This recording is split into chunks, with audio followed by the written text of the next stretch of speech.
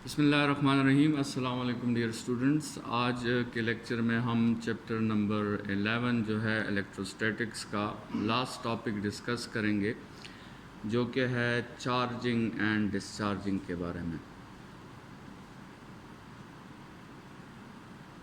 Charging and discharging पे already हमने discussion की हुई है, लेकिन आज के लेक्चर में इसके इक्वेशंस और इसके ग्राफ्स भी साथ में डिटेल में जो है वो डिस्कस करेंगे।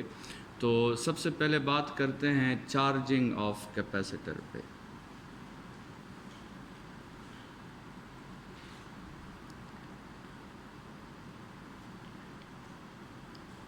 चार्जिंग ऑफ कैपेसिटर पे चैप्टर के स्टार्ट पे हमने बात की थी कि a capacitor always charges with increasing charge and decreasing current. ठीक है, तो जब भी हम किसी कैपेसिटर को चार्ज करना चाहते हैं तो उस कैपेसिटर को हम बैटरी के अक्रॉस कनेक्ट कर देते हैं। लेट्स सपोज़ ये आपके साथ एक कैपेसिटर है जिसकी कैपेसिटेंस C है, और ये आपके साथ बैटरी कनेक्ट है जिसके पोटेंशियल डिफरेंस को आप V कहें या EMF कहें, E कह दें, आपकी चॉइस है। और ज़रूरी बात है कि इस सर्किट का, वायर्स का और बैटरी का अंदर का कुछ इंटरनल रेजिस्टेंस भी होगा, तो इस सर्किट की कुछ रेजिस्टेंस भी होगी, और वो रेजिस्टेंस जो है कैपेसिटर के साथ सीरीज़ में कनेक्ट होगी। तो ये जो सर्किट है इसको हम RC सर्किट कहते हैं, और कैपेसिटर का चार्जिंग सर्किट है। ये कैपेसिटर के चार्जिंग सर्किट को हम RC सर्किट कहते हैं। ठीक है, जब एक कैपेसिटर और एक रेजिस्टर बैटरी के साथ कनेक्ट हो जाता है इस मकसद के लिए कि कैपेसिटर आपके साथ चार्ज हो जाए, तो उसको RC सर्किट हम कहेंगे, और it is the circuit used for charging a capacitor. ठीक है, अच्छा स्टूडेंट्स, इनिशियली जो है लॉ ऑफ कैपेसिटेंस से आपको पता है कि जब चार्ज की वैल्यू आपके साथ कैपेसिटर पे ज़ीरो होगी तो उस वक्त कैपेसिटर के अक्रॉस पोटेंशियल भी ज़ीरो होगा, और जैसे ही चार्ज की वैल्यू जो है वो ज़ीरो से बढ़ेगी Q की तरफ, तो पोटेंशियल डिफरेंस भी ज़ीरो से इंक्रीज़ होगा V की तरफ। ठीक है, मतलब आपने पढ़ा था कि charge is directly proportional to voltage. ठीक है, जिस तरह चार्ज बढ़ेगा उसी तरह उसका पोटेंशियल डिफरेंस भी डेवलप होगा और वो भी इंक्रीज़ होगा, और इन दोनों के दरमियान ग्राफ्स भी हमने डिस्कस किए थे। इसका ग्राफ स्ट्रेट लाइन होगा और ओरिजिन से पास होगा। चार्जिंग ऑफ कैपेसिटर के लिए जो सर्किट है, जो इसकी इक्वेशन है चार्जिंग ऑफ कैपेसिटर की, वो एक एक्सपोनेंशियल इक्वेशन है, और वो हम इस तरह मेंशन करते हैं कि Q is equal to Q0 1 minus E power minus T divided by RC। ठीक है, this equation is known as the charging equation for capacitor. ठीक है, इसमें ये Q जो आपके साथ है, ये Q इसमें टोटल चार्ज है, Q इसमें आपके साथ इंस्टेंटेनियस चार्ज है, Q0 जो है वो आपके साथ इसमें टोटल चार्ज है, और E जो है ये एक एक्सपोनेंशियल फंक्शन है। ठीक है, E पे बात करते हैं, लेकिन सबसे पहले आप ये पॉइंट्स अपने साथ मेंशन कर लें। जब भी आप फार्मूला लिखा करें तो उसके वेरिएबल्स को ज़रूर मेंशन कर लें। तो Q जो है ये चार्ज एट ए इंस्टेंट है, Q एट एन इंस्टेंट।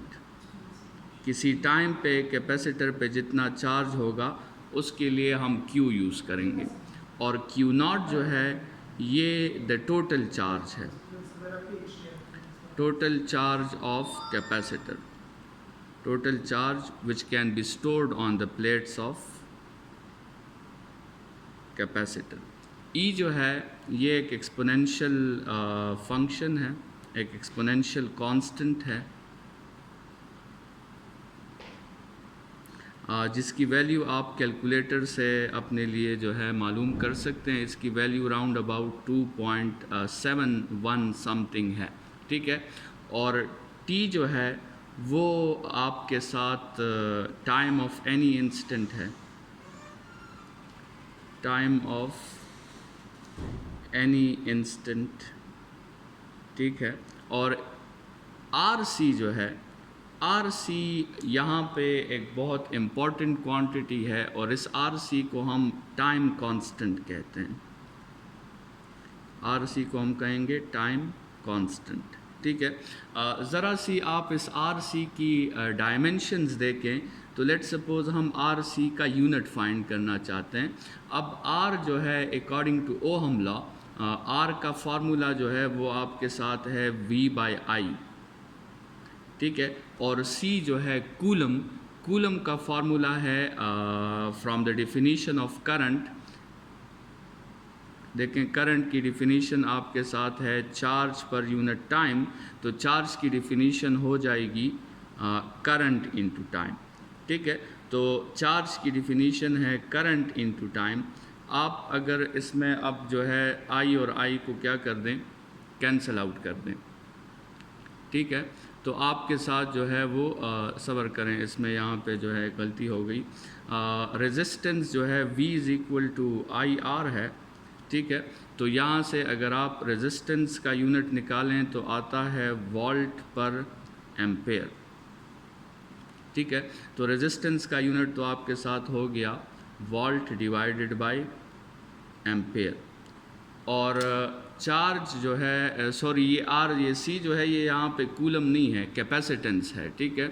तो कैपेसिटेंस का यूनिट हम निकालते हैं Q is equal to CV से।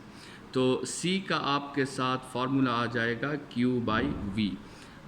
Q की जगह हम कूलम लिख लेते हैं और यहाँ पे आ जाएगा वोल्ट। तो C का जो यूनिट है कैपेसिटेंस का वो हो जाएगा कूलम पर वोल्ट। अच्छा, ये वोल्ट और वोल्ट तो आपके साथ कैंसिल आउट हो जाएंगे, तो सिंप्लीफाइड यूनिट रह जाएगा कूलम डिवाइडेड बाय एम्पेयर।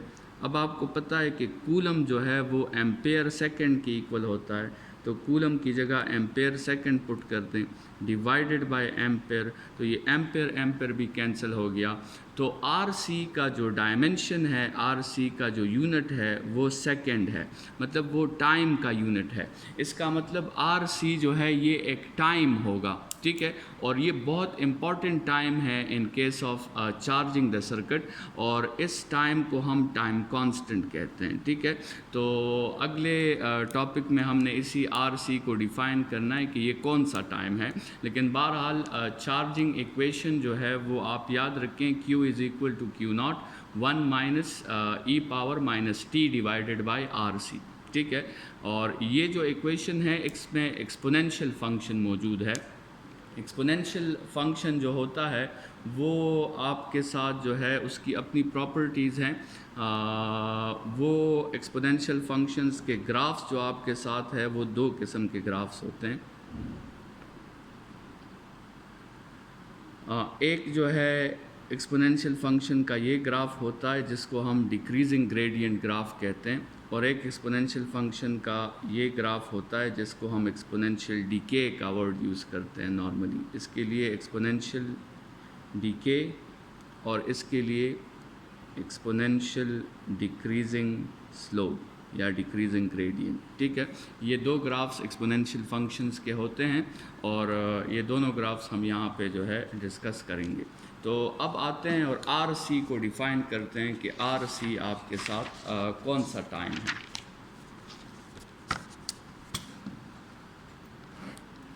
तो डिफिनीशन हमारी है टाइम कांस्टेंट की, टाइम कांस्टेंट जिसको हमने आर सी कहा था। आर मतलब रेजिस्टेंस की वैल्यू, लेट सपोज रेजिस्टेंस की वैल्यू 5 ओहम है जो सर्किट में लगी है, और सी कैपेसिटेंस की वैल्यू, तो कैपेसिटेंस की वैल्यू फ़र्ज़ करें 2 सेकेंड है। तो इस आर सी प्रोडक्ट से आपके साथ कैपेसिटेंस की वैल्यू 2 फैरड है, तो आर सी के प्रोडक्ट के साथ आपके साथ आ जाएगा 10 सेकेंड। तो ये 10 सेकेंड जो है इसको हम उस कैपेसिटर के लिए कहेंगे कि ये उसका टाइम कांस्टेंट है, 10 सेकेंड्स, ठीक है। अब टाइम कांस्टेंट की डिफिनीशन क्या है? टाइम कांस्टेंट की डिफिनीशन ये है कि it is the amount of time, the amount of time in which a capacitor charges to 63.2% of the total charge। ठीक है, टाइम कांस्टेंट वो टाइम है जिसमें एक कैपेसिटर जो है वो अपने टोटल चार्ज के 63.2% चार्ज हो जाता है। ठीक है, ये जो हमने डिफिनीशन लिखी है, हम इस डिफिनीशन की मैथमेटिकल प्रूफ जो है वो भी हम कर सकते हैं, और मैथमेटिकल प्रूफ जो हम इसकी करेंगे वो हम इसके इक्वेशन से करेंगे। ठीक है, तो हमारे साथ जो इक्वेशन है चार्जिंग का वो है Q is equal to Q naught 1 minus e power minus t divided by RC। ठीक है, ये चार्जिंग का इक्वेशन है। और एक कैपेसिटर है जिसको हम चार्ज करते हुए देख रहे हैं मुख्तलिफ़ टाइम्स पे, और हम देखना चाहते हैं कि मुख्तलिफ़ टाइम्स पे जो है इस कैपेसिटर में कितना चार्ज स्टोर हुआ है। ठीक है, तो हम सबसे पहले for example t is equal to RC seconds लेते हैं। RC सेकेंड्स का मतलब इस एग्ज़ाम्पल में t is equal to 10 seconds हम लेते हैं। ठीक है, तो यहाँ जो आपके साथ न्यूमरेटर में पावर में t नज़र आ रहा है, इस t की जगह आप RC पुट कर दें। तो केस नंबर 1 आपके साथ है कि हम t की जगह क्या पुट करना चाहते हैं, RC। तो आपके साथ इक्वेशन हो जाएगा Q is equal to Q naught 1 minus e power minus RC divided by RC। तो ये RC कैंसिल आउट हो जाएंगे, और आपके साथ Q is equal to Q naught 1 minus e power minus 1। ठीक है, तो ये 1 माइनस ई पावर माइनस 1 जो है ये आप कैलकुलेटर से अगर करें 1 माइनस ई पावर माइनस 1, तो इससे आपका आंसर आता है 0.632। तो आपके साथ Q is equal to Q naught और यहाँ आया 0.632। ठीक है, इसको अगर आप जो है परसेंटेज में कन्वर्ट करें 0.632 को, तो ये 63.2% जो है ऑफ Q नॉट आता है। तो यहाँ से हमारी डिफिनीशन की जो बात थी वो साबित हो गई कि आपके साथ जो टाइम कांस्टेंट है ये वो वैल्यू है जिसमें एक कैपेसिटर 63.2% अपने टोटल चार्ज का वो चार्ज हो जाता है। ठीक है, तो स्टूडेंट्स ये तो t is equal to RC पे हमने कैलकुलेट किया। अगर हम t is equal to 2RC पे कैलकुलेट करते हैं, t is equal to 2RC पे, तो उसमें दोबारा हम लेट सपोज ये इक्वेशन यूज़ कर लें, Q is equal to Q naught 1 minus e power minus 2RC divided by RC। ठीक है, ये दोनों कैंसिल आउट हो गए, तो आपके साथ रह गया Q is equal to Q naught 1 minus e power minus 2। ठीक है स्टूडेंट्स, अगर आप 1 माइनस ई पावर माइनस 2 को कैलकुलेट करेंगे तो आपके साथ रिज़ल्ट इससे आएगा 86.4। तो ये Q is equal to Q naught 0.864। ठीक है, और इसको अगर आप परसेंटेज में कन्वर्ट करें तो आपके साथ आता है Q is equal to 86.4% of Q naught. ठीक है, 86.4% ऑफ Q नॉट। अगर t is equal to 3RC पे आप फाइंड करते हैं तो आपके साथ वही फार्मूला दोबारा यूज़ करें, Q is equal to Q naught 1 minus e power minus t divided by RC। तो t की जगह 3RC पुट कर दें, Q is equal to Q naught 1 minus e power minus 3RC divided by RC।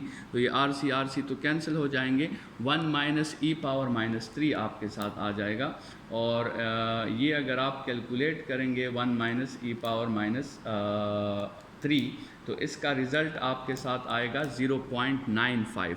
तो Q is equal to Q naught और यहाँ 0.95। तो 3RC का टाइम जब गुजरेगा तो उस कैपेसिटर पे 95% ऑफ टोटल चार्ज जो है वो आ जाएगा। ठीक है। स्टूडेंट्स अगर इन सब बातों को हम एक टेबल में फॉर्मुलेट कर लें तो लेट्स सपोज हम डिफरेंट टाइम्स पे जो है वो देखना चाहते हैं कि कैपेसिटर कितना चार्ज हुआ है according to the charging equation.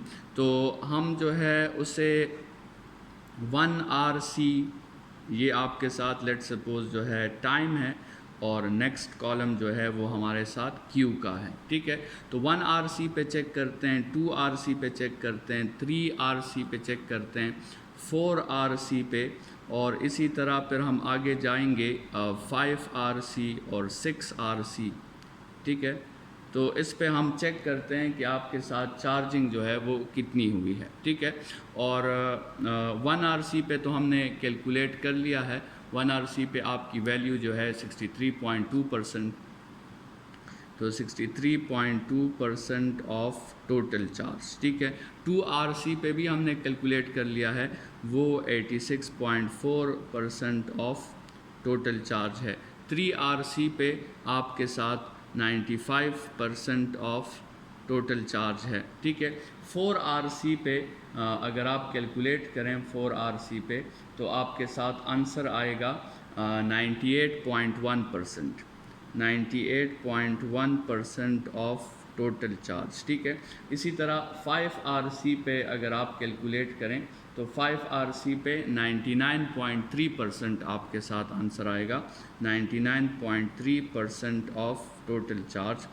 6RC पे आप कैलकुलेट करें तो 6RC पे आपके साथ 99.7% आएगा, 99.7% ऑफ टोटल चार्ज, ठीक है।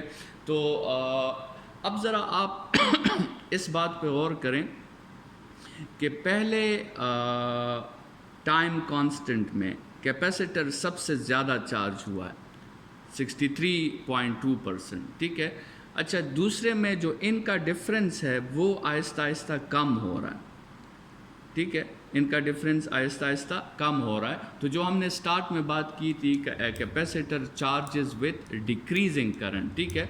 लेट्स सपोज अगर आप इसी टेबल का ग्राफ बनाएं, वाई एक्सिस पे आप जो है चार्ज ले लें और एक्स एक्सिस पे आप टाइम ले लें, और लेट्स सपोज इस वैल्यू को आप कह दें Q0, ठीक है। ये जो लाइन है हॉरिजेंटल लाइन, ये रिप्रेजेंट कर रहा है टोटल चार्ज Q0 को, ठीक है। और बिल्कुल इसके दरमियान ये 50% ऑफ Q0 है और ये 0 है। तो जो फर्स्ट RC का टाइम है, जो पहला RC का टाइम है, उसमें ये कैपेसिटर 63%, लेट्स सपोज ये वैल्यू 63% है, तो 63% वो चार्ज हो गया। अच्छा, जो दूसरा RC का टाइम है उसमें ये कैपेसिटर 86%, तकरीबन यहाँ पे एक वैल्यू होगी 86%। तीसरा RC का जो टाइम है उसमें ये 95% चार्ज हो गया। अच्छा, जो फोर्थ RC है उसमें ये कैपेसिटर और भी जो है ज़्यादा चार्ज हो गया 98.1। 5RC पे ये और भी चार्ज हो गया। तो इसका जो ग्राफ होगा वो इस तरह ग्राफ आएगा, एक्सपोनेंशियल डिक्रीजिंग स्लोप का ग्राफ इसका आएगा। और स्टूडेंट्स ये ग्राफ वाई एक्सिस के, मतलब इस लाइन के जो टोटल चार्ज का लाइन है, इसके करीब होता जाएगा, लेकिन ये ग्राफ कभी भी इसको टच नहीं कर सकता, ठीक है। तो इसलिए हमने जो स्टार्ट में बात की थी कि it is impossible to charge a capacitor 100%, ठीक है। किसी कैपेसिटर को 100% चार्ज करना ये हम नहीं कर सकते, ना उसको 100% चार्ज कर सकते हैं, ना उसको हम 100% डिस्चार्ज कर सकते हैं, ठीक है।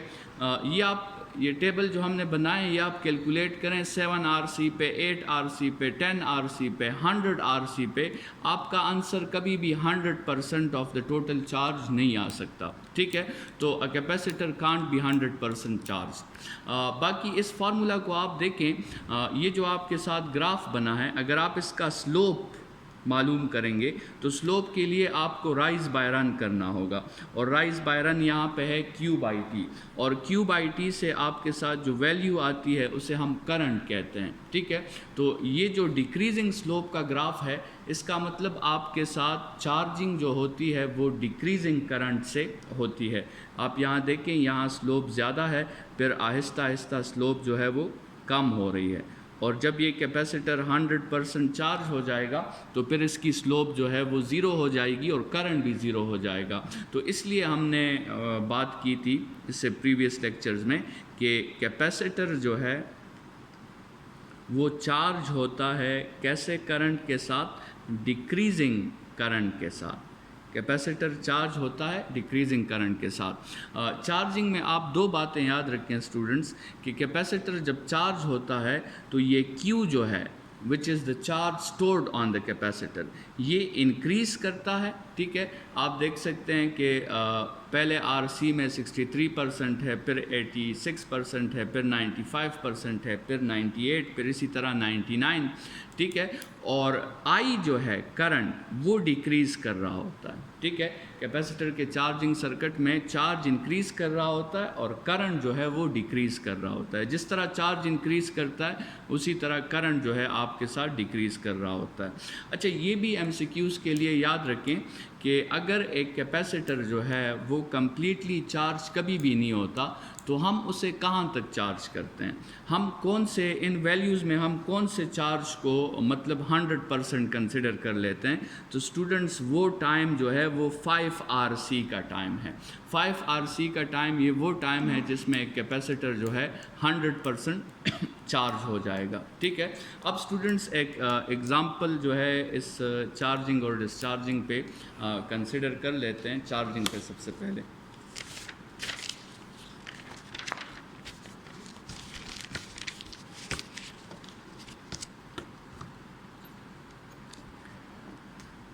अच्छा, लेट्स सपोज़ आपके साथ दो सर्किट्स हैं और वो दो सर्किट्स जो हैं उसमें एक सर्किट में कैपेसिटेंस की वैल्यू है 2 फैरड और रेजिस्टेंस की वैल्यू है 5 ओम।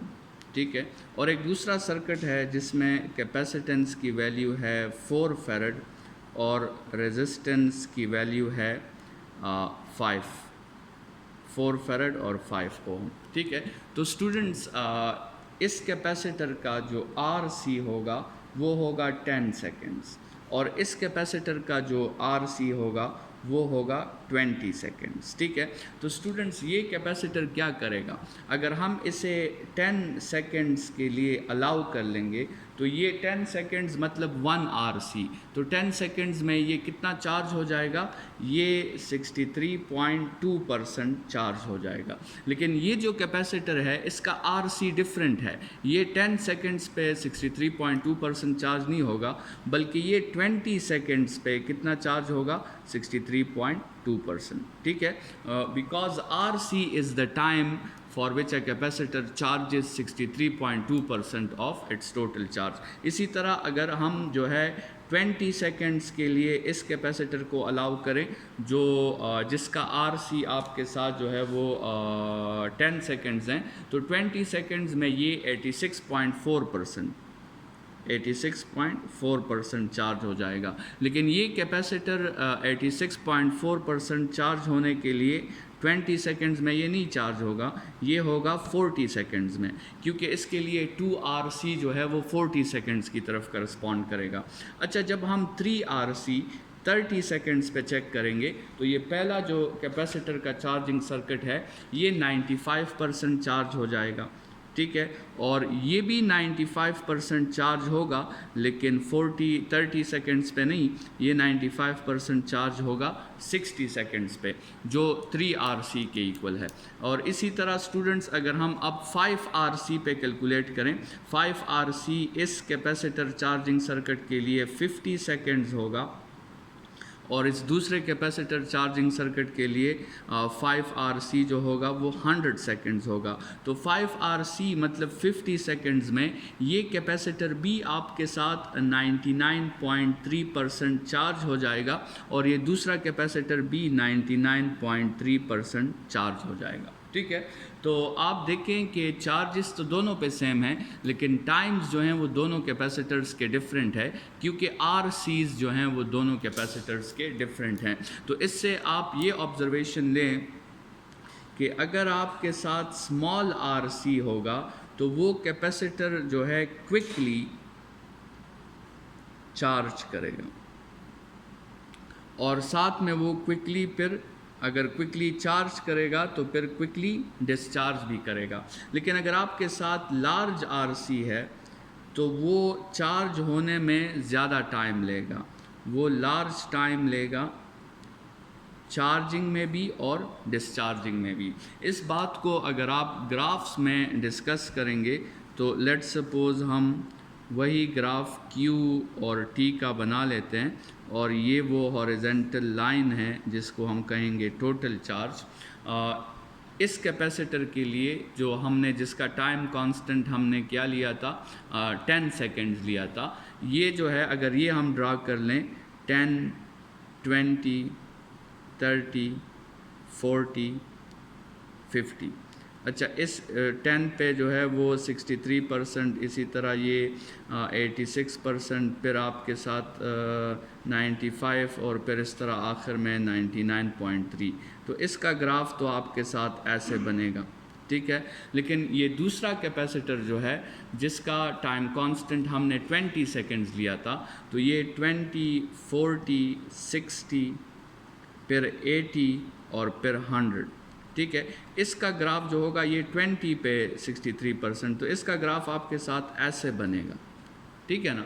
तो ग्राफ्स में भी अगर दो ग्राफ्स आपको गिवन हो तो ये जो आपके साथ ग्राफ है ये लार्ज आरसी का ग्राफ है और ये जो आपके साथ ग्राफ है ये स्मॉल आरसी का ग्राफ है। तो याद रखें जो कैपेसिटर जिसका आरसी ज़्यादा होता है वो चार्जिंग में भी ज़्यादा टाइम लेता है और डिस्चार्जिंग में भी ज़्यादा टाइम लेता है, ठीक है।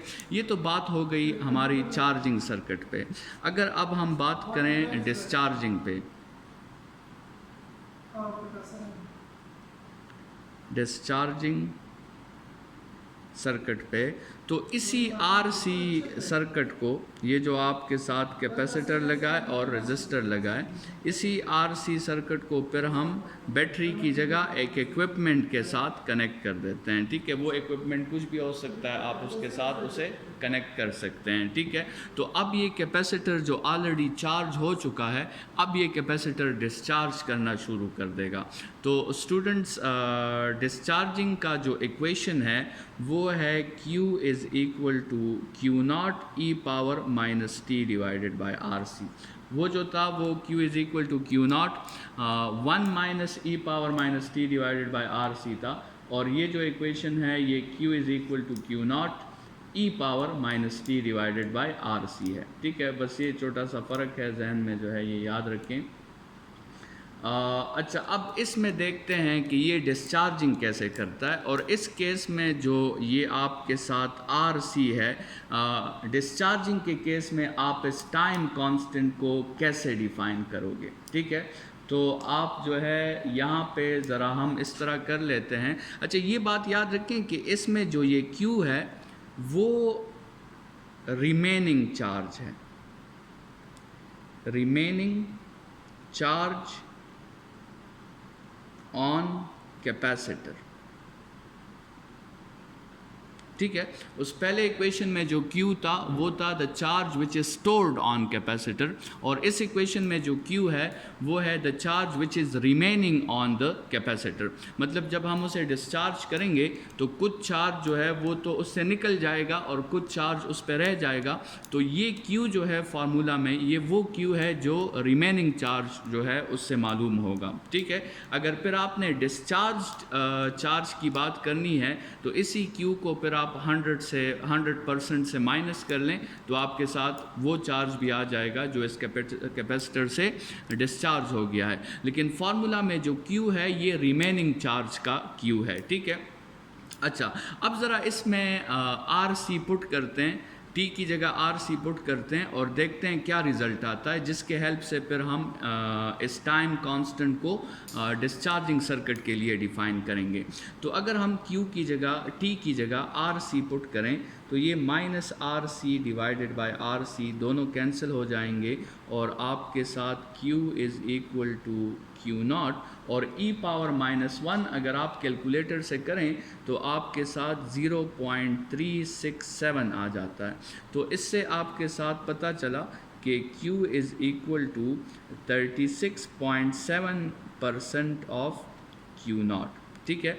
मतलब जब एक टाइम कांस्टेंट गुजरा तो आपके साथ कैपेसिटर पे कितना चार्ज रह गया है, 36.7%। 36.7% चार्ज रह गया है, तो इसका मतलब डिस्चार्ज कितना हुआ, तो आप जो है 100 से आप माइनस कर सकते हैं 36.7।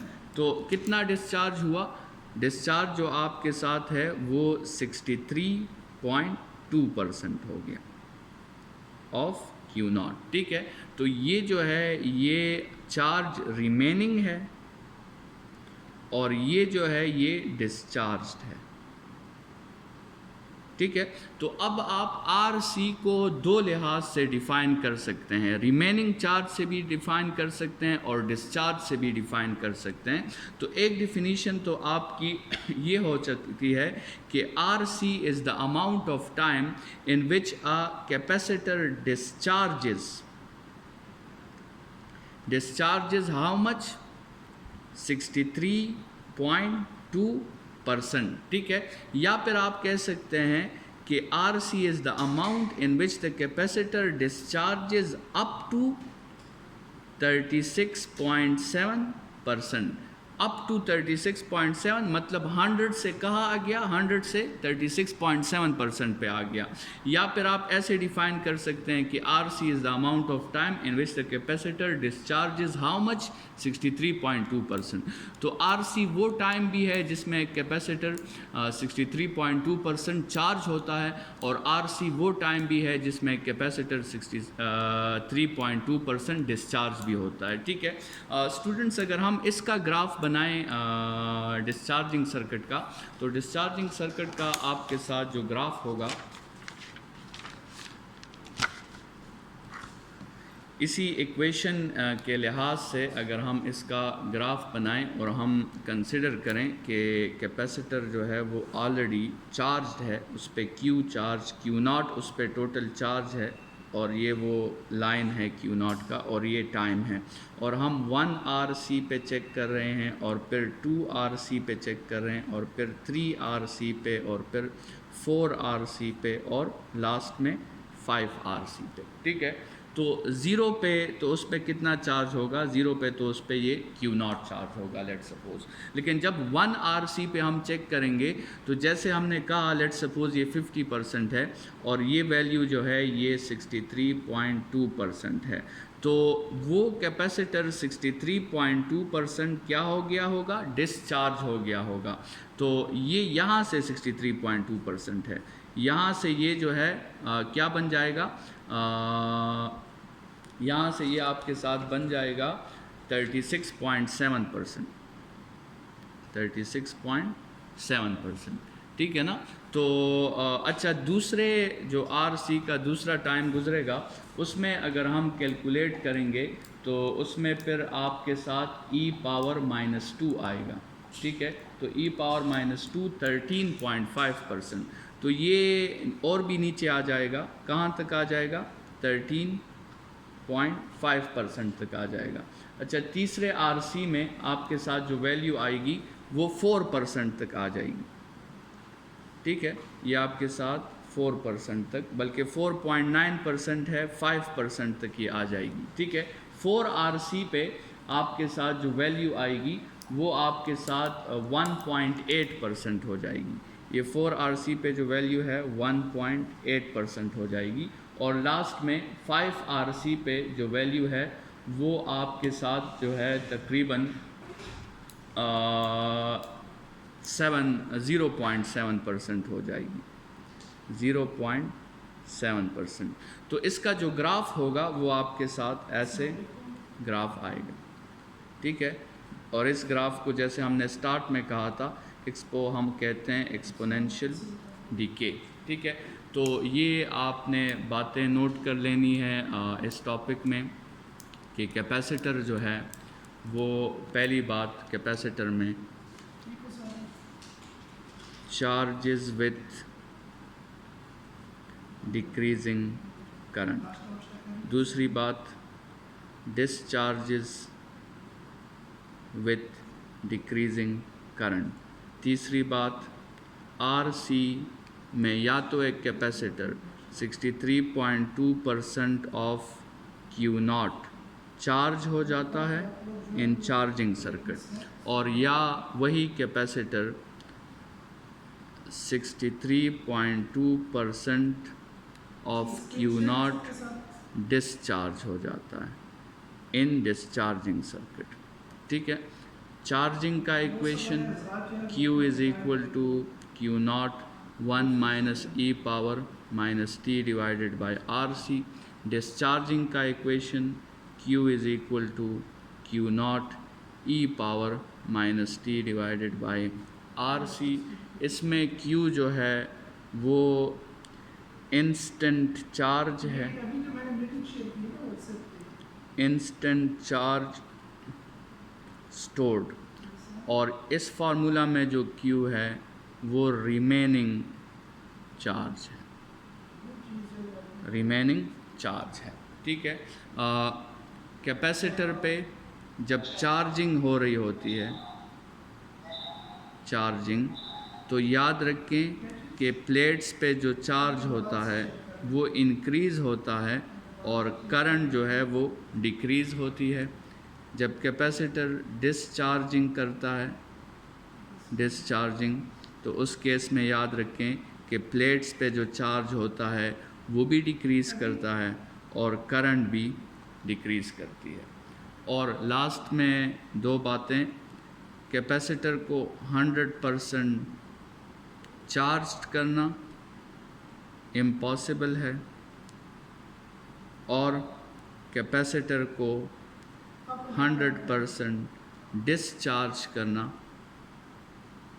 वो भी इम्पॉसिबल है। तो हम किसी कैपेसिटर को कब तक चार्ज करते हैं? हम 5RC तक उसे चार्ज करते हैं और 5RC में वो 99.3% चार्ज हो जाता है, और इसी 99.3% को हम बस 100% कंसिडर कर लेते हैं। ठीक है, और जब हम उसे डिस्चार्ज करते हैं तो उसी 5RC तक वो डिस्चार्ज हमने उसे करना है और उसमें 99.3% चार्ज चला जाएगा। कितना रह जाएगा? 0.7% रह जाएगा, और इसी 0.7% को हम प्रैक्टिकली ज़ीरो पर कंसिडर कर लेते हैं। और जिस कैपेसिटर का RC स्मॉल होगा वो क्विकली चार्ज करेगा, क्विकली जो है वो चार्ज भी करेगा और डिस्चार्ज भी करेगा, और जिस कैपेसिटर का RC जो है वो लार्ज होगा वो टाइम लेगा चार्जिंग और डिस्चार्जिंग में। तो इसके साथ आज का लेक्चर यहाँ पे वाइंड अप करते हैं। चैप्टर नंबर 1 के जितने भी टॉपिक्स हैं इलेक्ट्रोस्टैटिक्स के वो हमने कर लिए हैं। इंशाल्लाह इसके शॉर्ट क्वेश्चंस और प्रॉब्लम्स जो हैं वो हम फिर क्लास में डिस्कस करेंगे जब आपको नोट्स मिल जाएंगे। ठीक है, कल से हम फिर चैप्टर नंबर 2 को स्टार्ट करेंगे जो करंट इलेक्ट्रिसिटी के बारे में है। तब तक के लिए अपना ख्याल रखिएगा। Thank you students.